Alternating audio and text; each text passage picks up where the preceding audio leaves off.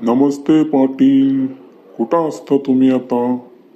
आपल्या गावात अतिरेकी फिरतात म्हणा. हा, का हो बाबा, तुम्ही ऐकलं का नाही ते? हो पाटील. अहो, चुपचुप काऊन बसले तुम्ही? गणे पाटील, ऐकलं मी ते सकाळीच.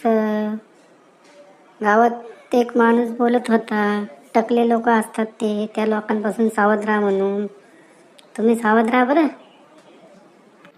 पाटील, हार्या नाही का आपला हागंदरीवाला? त्याच्यावर 2 म्हशी होत्या, ते चोरी गेल्यात. तुम्हाला माहिती का नाही त्या? हा, मला तर वाटतं त्या टकल्या गँगनी घेऊन गेलेले दिसतात.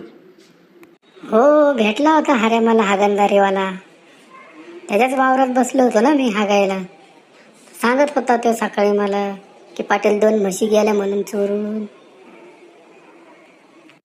काही गोष्टी माहीत असतात का नाही पाटील तुम्हाला?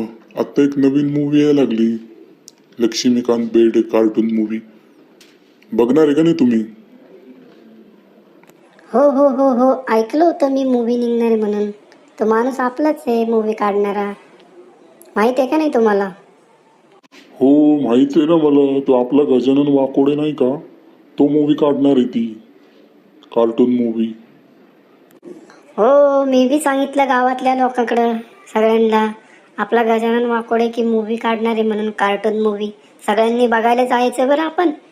कार्टून मूवी चांगली असेल आपल्या गजाननची. ठीक आहे, लक्ष्मीकांत बेर्डेवर मूवी काढतोय तो आता. अरे वा, किती चांगला मुलगा आहे तो. कार्टून मूवी बनवतोय आपल्या लक्ष्मीकांत बेर्डेवर.